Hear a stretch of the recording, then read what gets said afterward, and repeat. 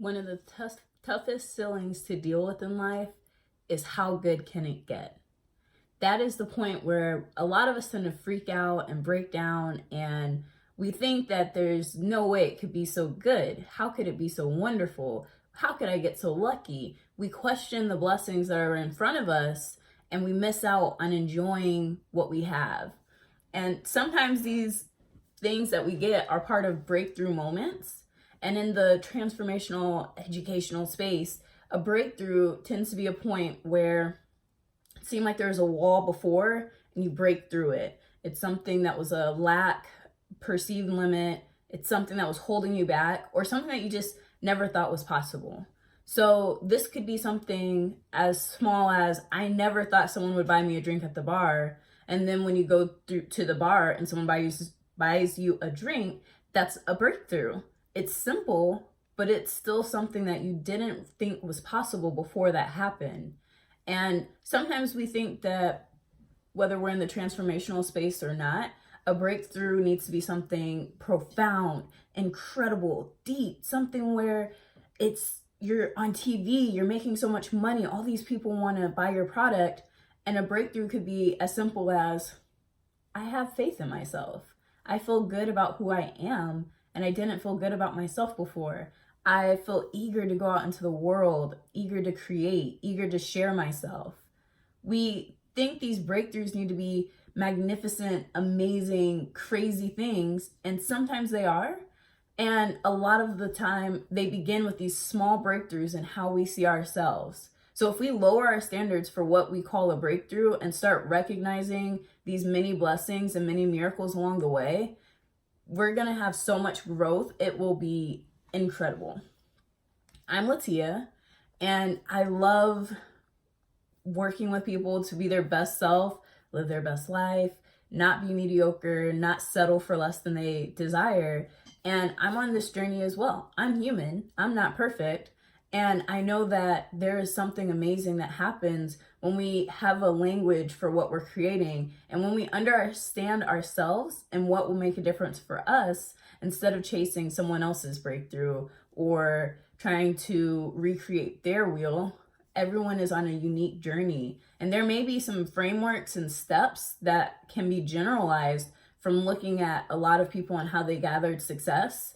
And it's going to be made more powerful when you apply your story, your journey, your knowledge and experience to these tried and true methodologies. So if I were to summarize, it's as though it's a skeleton. There's a skeleton of success that seems to exist. There's this structure, a framework, an outline. And then when you flesh it out, that's where your story and your experiences and your perception and your preferences even. It's okay to have preferences, and it's also nice to be willing to challenge them sometimes, because there are things that we think we know until we experience something new, and then we realize, without this thing, yeah, that was my preferred, but now that I have this, oh, of course. It's as though, I guess for me, something that comes up would be, I thought I preferred milkshakes with Oreo and vanilla base, and then working at Steak and Shake, I learned chocolate base ice cream, like a chocolate milkshake with Oreo pieces mixed in, delicious. I don't know what it is about it, but it's really good. So when I get shakes, if I can, I will have them do a chocolate base. What I also learned is, there's a store near where I am at, trash. Absolute worst milkshake ever, worst service experience. It was just garbage. And it's okay. It happens. Person might have been new, seemed very nervous, didn't seem to understand me, and it was just like, I'm already kind of in a mood because I went to like a youth group thing or a young adults church group thing. And it wasn't that they were bad. It's just that there are ways in which I can see where I'm like, we're in different places. It's not fun for me sometimes because like energy is way more important to me than I've realized. And it's just like, wow, let's take this, flip it, reverse it, and like go in a better direction, because this is weird. But I digress.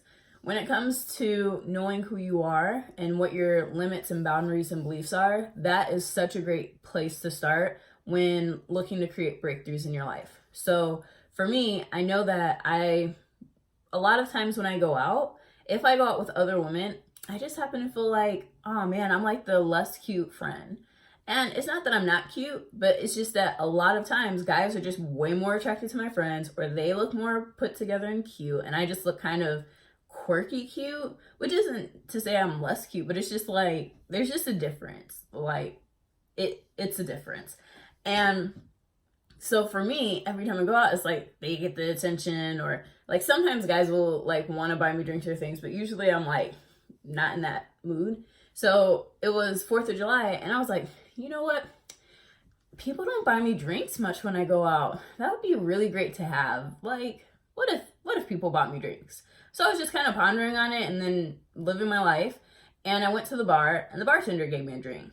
And then like a couple of people bought me drinks, and then we went somewhere else, bought me more drinks, and we went somewhere else and I got another drink. And so it was after that, people buy me drinks. I cannot say people do not buy me drinks. So it could be something as small as that, and something as large as, for me recently, I'm having, I don't know if I would say a full breakthrough, but I feel like I'm starting to break through my frustrations and preconceived notions about managers, and I'm being willing to open up to mine and have conversations and get help and support.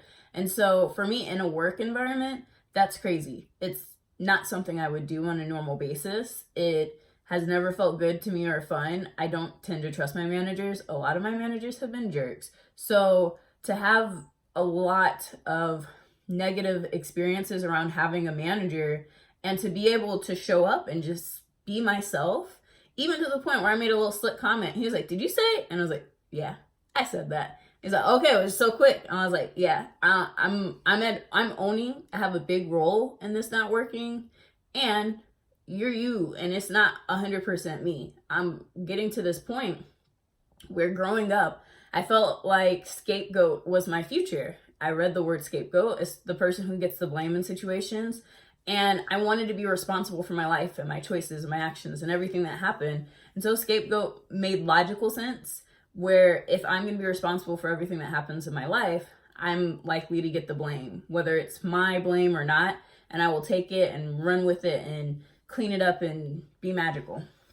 So the challenge with being a scapegoat, that is not fun. It's annoying, especially when people who you don't know, don't care about, come to you with their nonsense and act like it's your fault. So there's many times where I've been blamed for things that just weren't my fault, or people would be mean or rude to me based on their past experiences, and it's just like, I'm done. I'm not taking your crap anymore.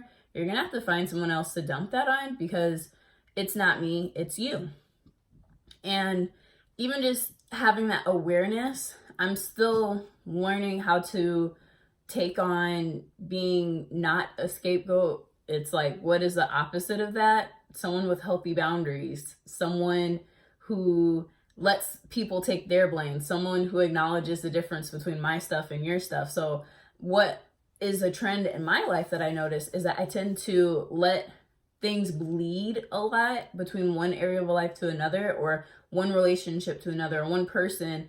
Like, it's a bit cluttered and confusing. Even within myself, I know I have different thoughts, and a lot of times the question for me is this my higher self thought, or is this my lower self thought? Is this a faith thought or a fear thought? Is this productive and helpful, or something that is harmful? And sometimes I can recognize sitting here thinking that I'm gonna get fired and they're gonna find out that I'm a fraud and kind of just a horrible person in general, not a very productive thought.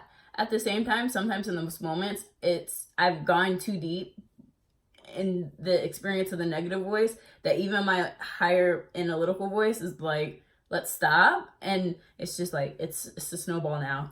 We're on an avalanche. It's going crazy. There is no stopping this train, and this crazy train in my mind. I'm just gonna sit and try to ride it out, or walk away, or depending on the day, I'll walk away if I feel comfortable. But if it's after someone's like, "Oh, we watch you and make sure you stay at your desk," then I'm like, I'm just gonna sit here because they're watching me. Hence, please don't give me external pressure. Like, that is not effective. I'm crazy enough on my own. So breakthrough for me are little things: being myself in front of my boss, stopping the crazy train before it gets too crazy, acknowledging that sometimes I let myself get into a crazy train. So just trying to be proactive and get ahead of it. I'm human. I'm doing the best that I can. I'm going to focus in this moment. I'm talking myself off the ledge before I even get to it, so that when I show up, I can show up and just, we got this, instead of showing up, I don't know what's going to happen next. Let's try to figure out what to do to get, it's little steps to getting to those places. So breakthroughs sound magical and amazing, and they can be. I've seen people have breakthroughs where their business is booming and they're on TV and they're meeting all these celebrities and doing all these wonderful things. And I feel like they just leave out the little breakthroughs to get there. I asked for help. I reached out. I shared. I did these things that led to this momentum that spiraled into these bigger breakthroughs that I could never have predicted would be the ripple effect. So as long as you are growing into a more honest, authentic, trusting, capable, confident version of yourself, you may be breaking through and not even realizing it, because we sometimes think it has to look a certain way.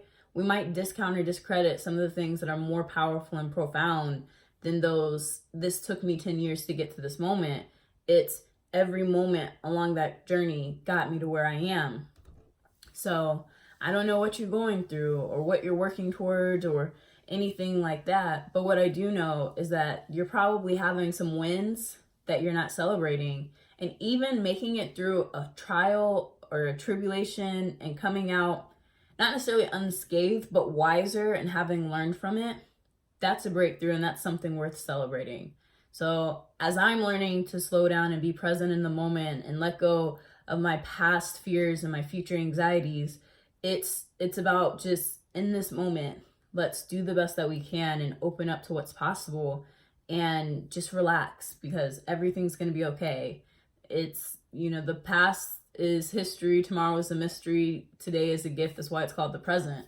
It feels corny to some, but it's so true. And the way that I've heard it, that I was most receptive to, was when Evan Carmichael was talking. He said it's 0% past, 85% present, 15% future. We have to be future thinking, and we have to take action quickly. So even seeing another mathematical reference, he says it's 5% planning, 95% action. So anytime we create something, let's not spend too much time getting into the weeds and the details of a plan, and just understand, these are my main tasks that I need to complete. This is the research I'll have to do. These are like things, because sometimes we get too caught up in the details and we stop taking action. So I finally read Rachel Hollis, How to Write a Book, on her blog.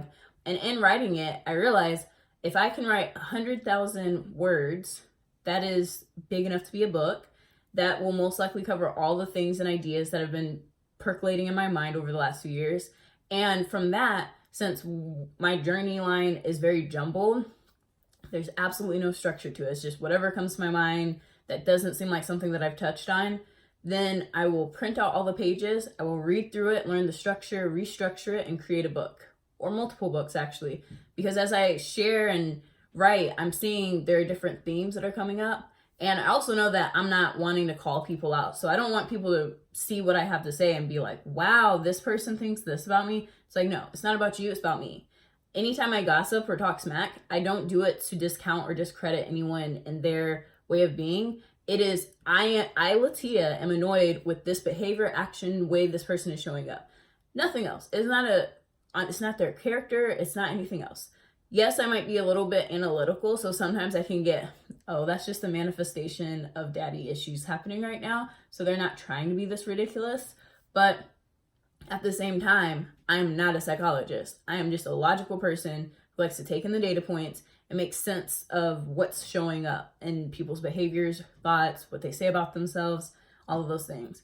So I don't do the things that I do to hurt people or even be ignorant, because sometimes I say stereotypical things that to others may sound ignorant, but it's more because One, stereotypes are kind of the simplest way of making statements or references. So it's easy to make a sweeping generalization than it is to say, I'm tired of entitled people who act like they own the world, and I'm going to do what they say I need to do because they think they're in charge of me when they're not in charge of me. So I'm going to, it's like, no, I hate white people. It's like, is it really white people that I hate? No, probably not. But it's like the privilege that the white people around me are exuding that is annoying. I hate when people blame me for their problems. Does that mean, like, in every situation, it's unique. And sometimes it's easier to just make a generalization. So it may sound ignorant. It's like, wow, why would you assume that? Well, let's go into the historical background of that statement and why that's an ignorant thing to tell someone. That way you understand I'm not speaking out my butt. I really have thought deeply on these things. So it's one of those things where I don't necessarily speak on everything that I know, because to be exposed is to know something sometimes. It's like, I'm aware of this, I have thoughts on it, and I'm going to speak my mind because I don't care. Another part of it is that I don't want people to think I'm speaking as an authority on other people and their experience. I have read a lot of books, I've talked to a lot of people, I've asked a lot of questions. So some of these things are things that they say about themselves, some things are assumptions, but who cares? It's a thought, it's a belief. You can take it as fact or fiction. If you just take everything you hear as fact, that's your choice. If you take everything as fiction, that's your choice too. I've practiced whatever you say about yourself is true. So it's like, if I can tell that your actions don't align, then it's like, oh, you're speaking on your aspirational self. I tend to speak on my lesser self. Like, I tend to speak negatively of myself, and people are like, what? You're not as bad as you say. And I know my thoughts. There's a reason why I think this way. But if you want to believe I'm perfect, cool. Like, I'm human. I judge people all the time. I'm just very vocal about some of my judgments, whereas other people tend to be afraid, which is part of why when it comes to sharing with me, you're in a safe space. I like people to feel comfortable with their good, bad, and ugly, because if we don't get through the nasty stuff, your truth will be lukewarm. Like, you will be a boring caricature of a positive person instead of being a whole person. So there are like times when I just feel like sharing how zen I am, and I'm in my happy place and my chakras are all balanced and I did my sage. Those people are interesting because it's like, girl, you're gonna have negative stuff. Like, stop. Like, don't act like you're so great.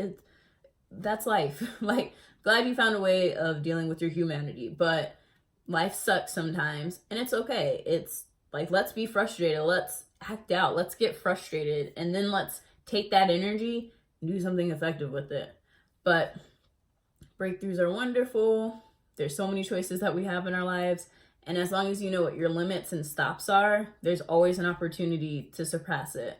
Whether you choose consciously, I'm not going to behave in the way that I usually behave, or if you just slowly but surely warm up to it and then have a point where you realize, wow, this is not the way I would have responded a few years ago.